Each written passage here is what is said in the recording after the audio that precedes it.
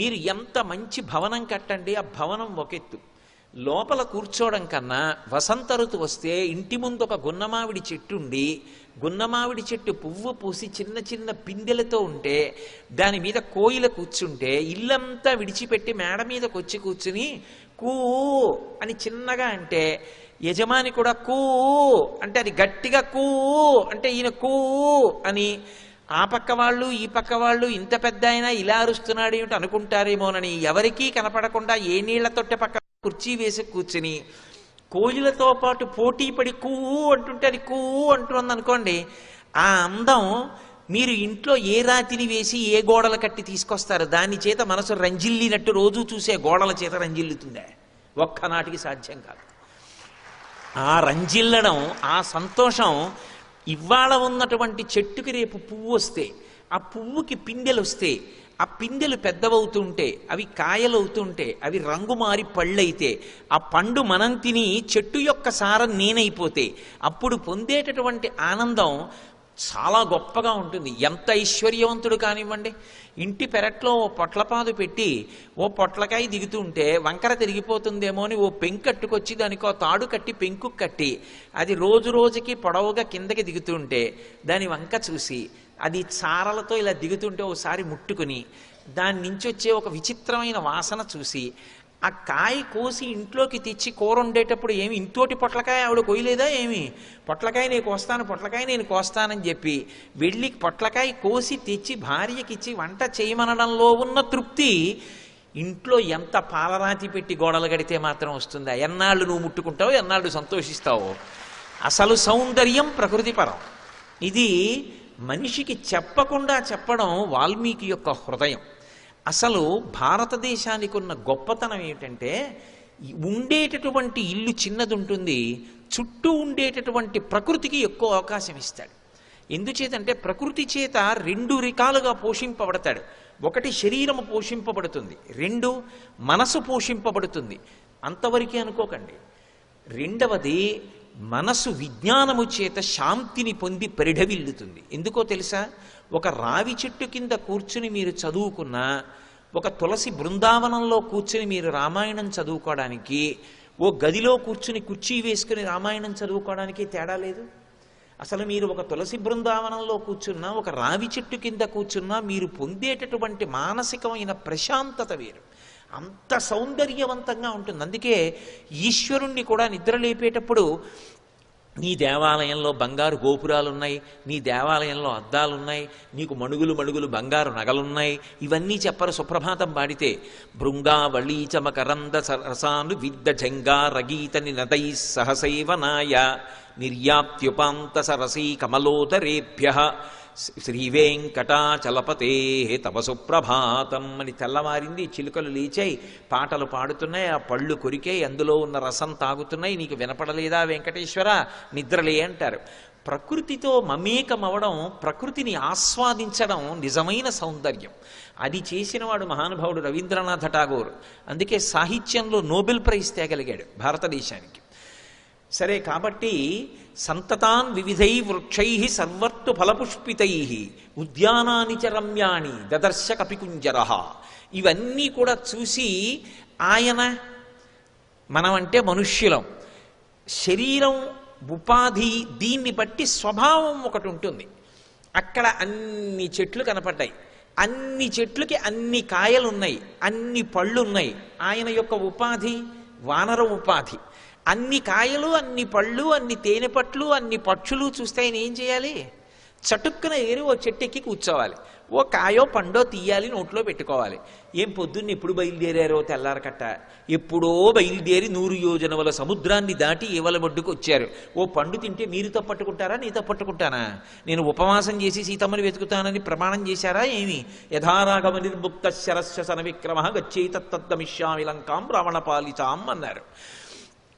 కానీ ఇన్ని పైకి పండినవి, చిగుర్లు వేసినవి, పుష్పించినవి, కాసినవి చెట్లుంటే వానర ఉపాధి కలిగినటువంటి హనుమ అది సీతమ్మ కాదని ఒక్క చెట్టు ఎక్కలేదు, ఒక్క కాయ కొయ్యలేదు. అసలు సౌందర్యం ఎక్కడుంది సుందరకాండలో? అది హనుమత్ సౌందర్యం. చెప్పారా మహర్షి అలాగని? అలాగని చెప్పరు. ఏ ఉపాధి దేని చేత ఆకర్షింపబడుతుందో దాని చేత ఆకర్షింపబడకుండా తాను వెళ్ళిన కార్యాన్ని దృష్టిలో పెట్టుకుని నిలబడగలిగినటువంటి ప్రజ్ఞ కలిగినటువంటి సాధకుడున్నాడే వాడు శ్లాఘనీయుడు. ఇది హనుమత్ సౌందర్యం. ఇది ఎక్కడ వాల్మీకి మహర్షి రచనలో ఉండే గొప్పతనం ఏమిటంటే కితాబులు ఇవ్వరు. చూశారా ఎంత గొప్ప పని చేశాడో అనరు. సుందరకాండ మీరు ఒక్క శ్లోకం చదివి కళ్ళు మూసుకుంటే హనుమ చెట్టు మీదకి ఎక్కువ కాయ తినకుండా ఎలా ఉండగలిగారు అని మీకు ఆశ్చర్యం వేసి, ఏమి హనుమత్ సౌందర్యం మహానుభావుడిదే.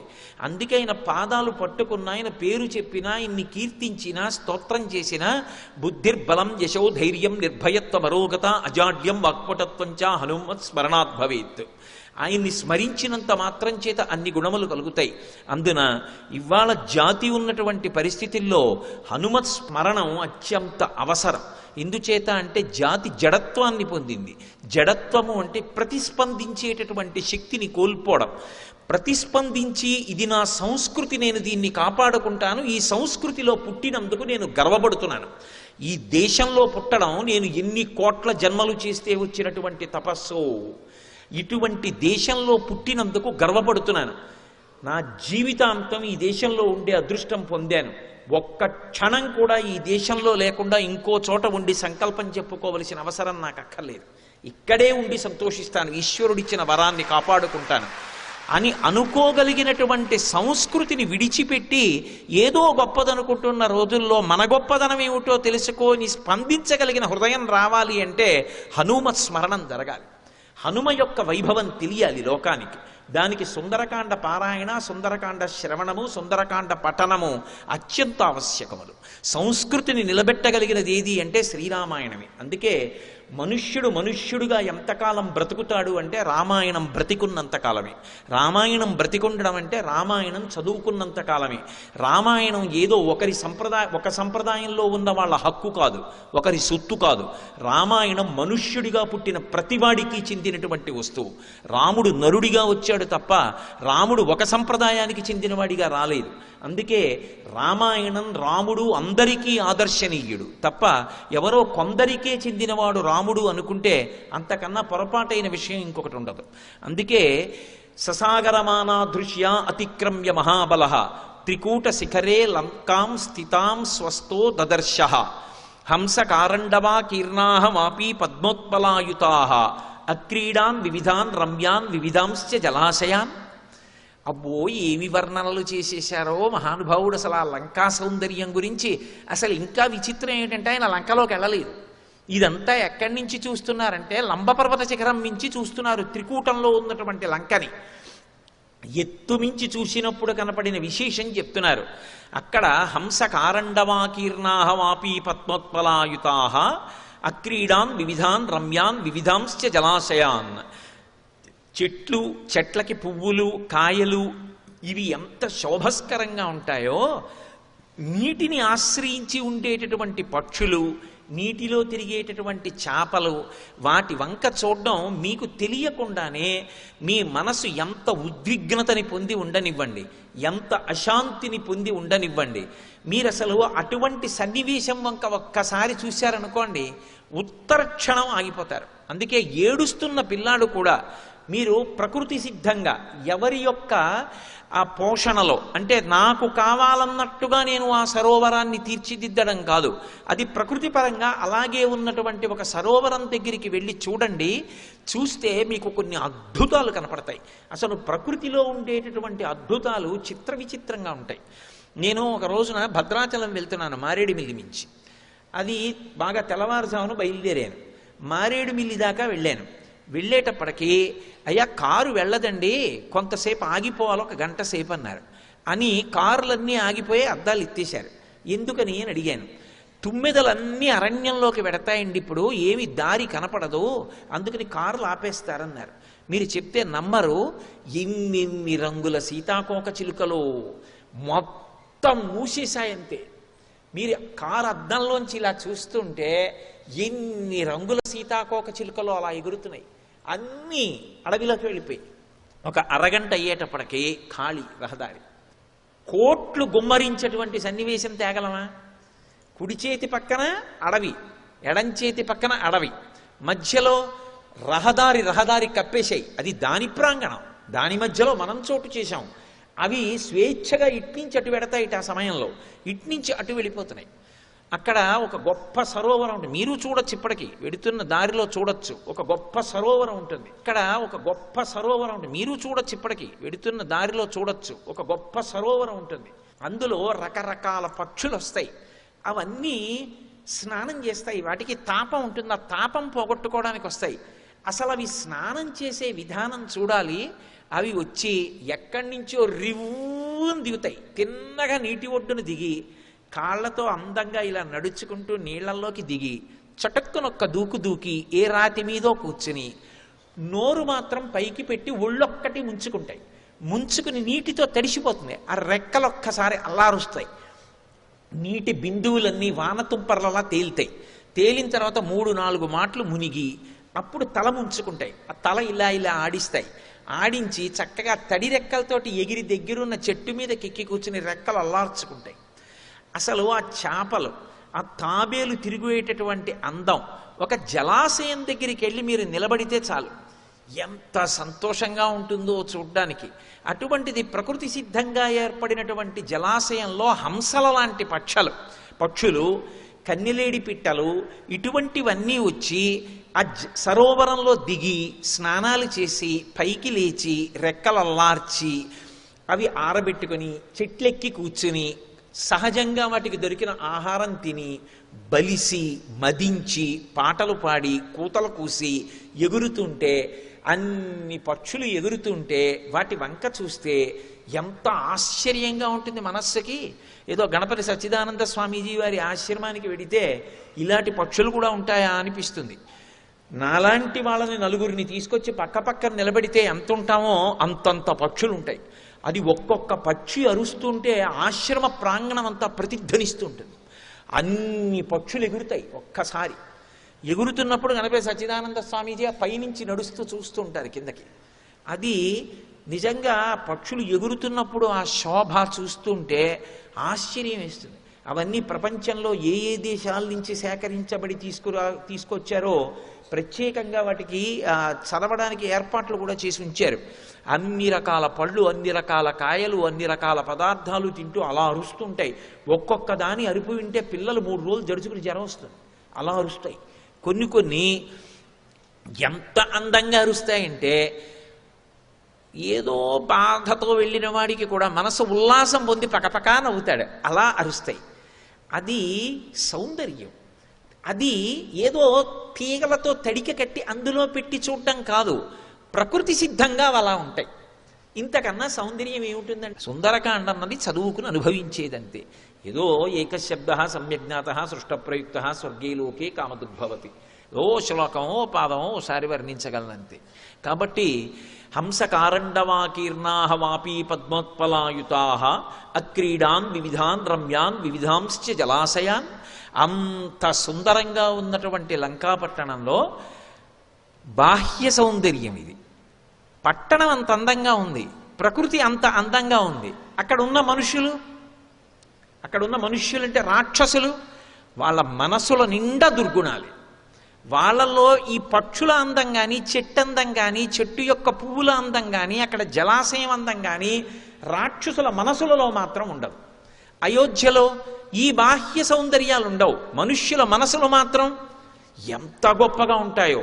నా కుండలి, నా మకుటి, నా స్రగ్వి, నాల్పభోగవాన్, నా హస్తాభరణో, నాపి విద్యతే, నాప్యనాత్మవాన్ అని బాలకాండలో వర్ణిస్తారు మహర్షి.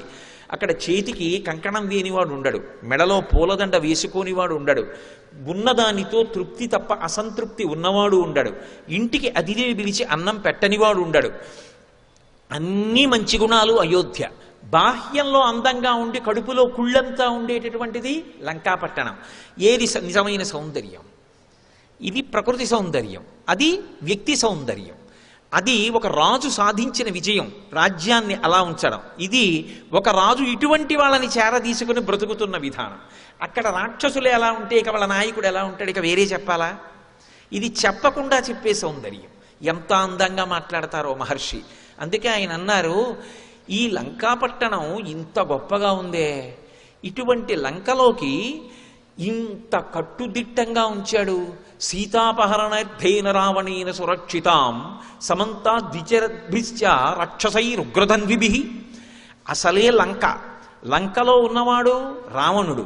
ఆయన నిత్యం చేసేటటువంటి పని, ఆయనకి నచ్చిన విషయం ఏది ఉన్నా సరే ఇక మళ్ళీ అవతలవాడి బాధతో ఆయనకి సంబంధం లేదు, దాన్ని తనదిగా అనుభవిస్తాడు. అందుకే ఎన్ని శాపాలు పొందాడు. నందీశ్వరుడి దగ్గరికి వెళ్ళాడు, నందీశ్వరుణ్ణి అధిక్షేపించాడు వానరముఖమని. పైన పరమశివుడు ఏకాంతంగా ఉన్నాడయ్యా పార్వతీదేవితో అంటే, నాలాంటి వాడు వచ్చినప్పుడు ఏకాంతంతో కూర్చున్నాడా? దేశకాలాదులు తెలియక్కర్లేదా? వచ్చినవాడు ఎవరో తెలియక్కర్లేదా? ఏమిటా ఏకాంతం? బయటికి పరిగెత్తుకొచ్చేట్టు చేస్తానని కైలాసాన్ని కదిపాడు. అంతటి అహంకారం. చిత్రం ఏమిటంటే అంతటి కైలాసాన్ని మీరు ఒకటి ఊహించండి. అది ఉట్టి కైలాసం కాదు. కైలాసం మీద పరమశివుడు ఉన్నాడు, పరమశివుడితో పార్వతీదేవి ఉంది. ఉండగా 20 చేతులు కైలాసం కింద పెట్టి కదిపితే కదిలింది కైలాసం. మరి బలం ఎటువంటిదో ఊహించండి. సామాన్యుడు కాడు, అంతటి బలశాలి.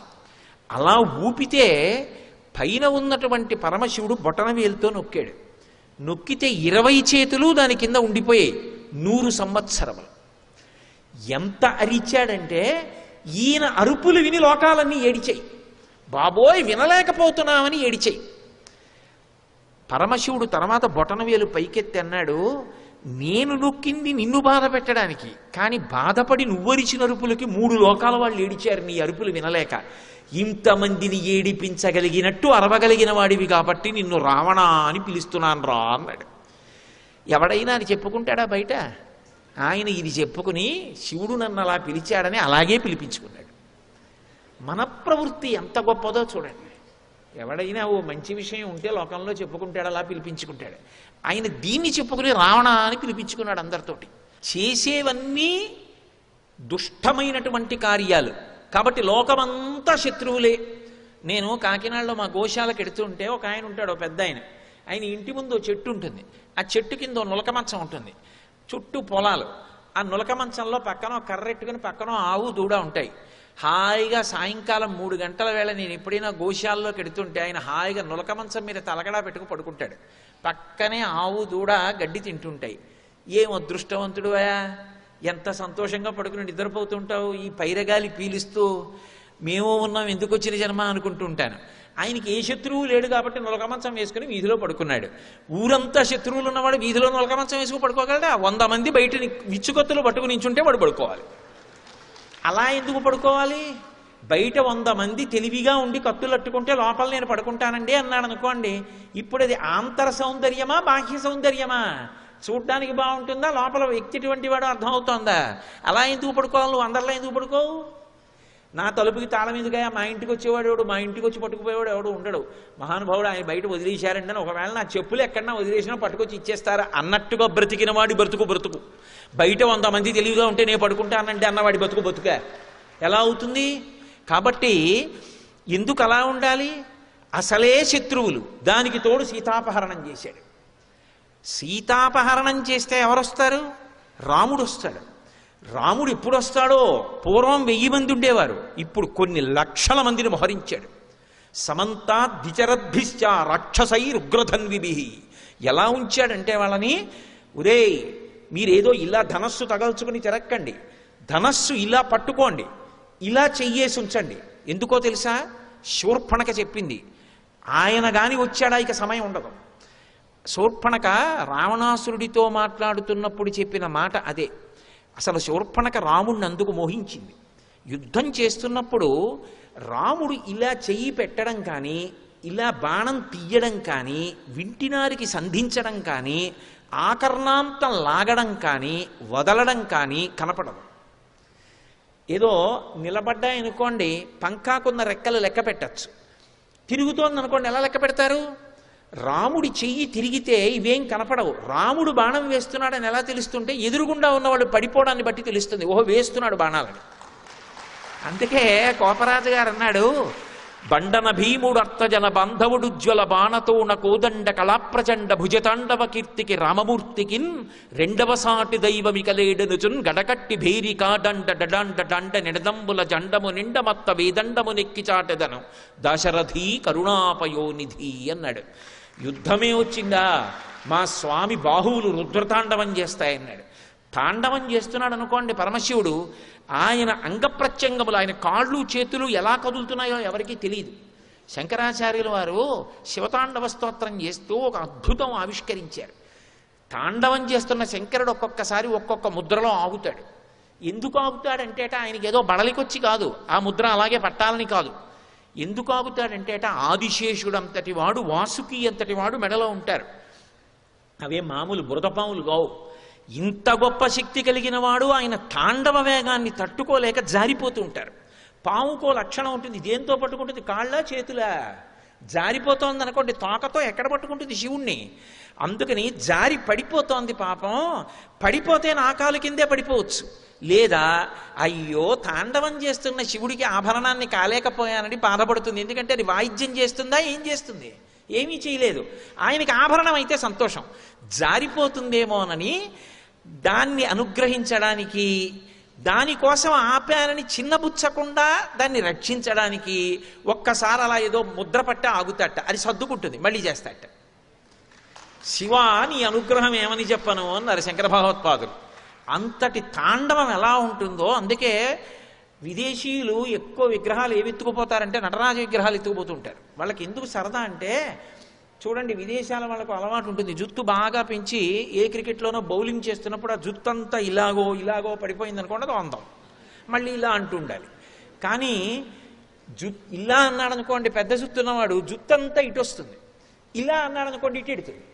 నేను ఇలా అంటే ఇటు ఇలా వచ్చేటప్పటికి మళ్ళీ ఇటు జుత్తు ఇటు రాకముందే ఇలా అంటే ఇటు జుత్తు ఇటు, ఇటు జుత్తు ఇటు ఉండాలి. జుత్తంతా ఇటు, జుత్తంతా ఇటు ఉండదు.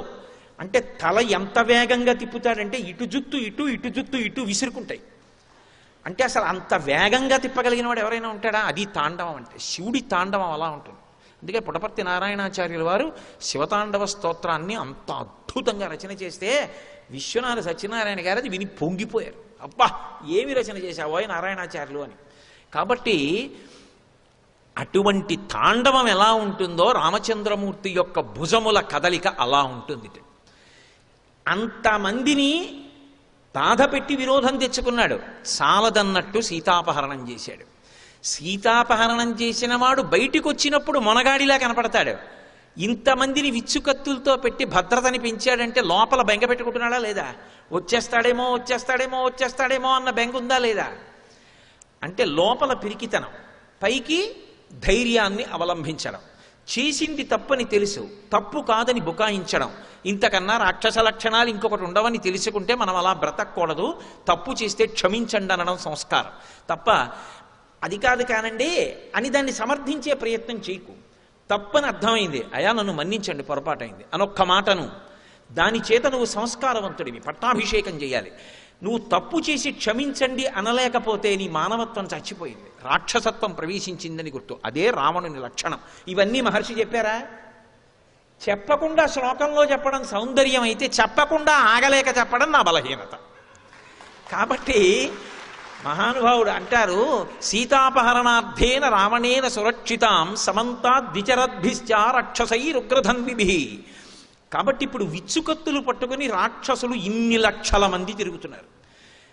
అన్యప్రాణి, లంకకి చెందినవాడు కాడు అంటే ఇలా కదులుతూ కనపడ్డాడు అనుకోండి, ఎన్ని బాణాలు చిక్కుచుకుపోతాయో ఆలోచించండి.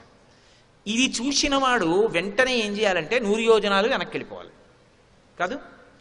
అమ్మ బాబో ఇందులో అడుగెట్టి సీతమ్మని వెతకనా, నేను వెతికి బయటికి రానా, వచ్చి రాముడి దగ్గరికి వెళ్ళనా, సాధ్యమే అని ముందు ఎన్ని ప్రతిజ్ఞలు చేసినా నేను ఒకటి బతికుంటే కదూ అని భయపడి వెంటనే పిరికితనం ప్రవేశించాలి.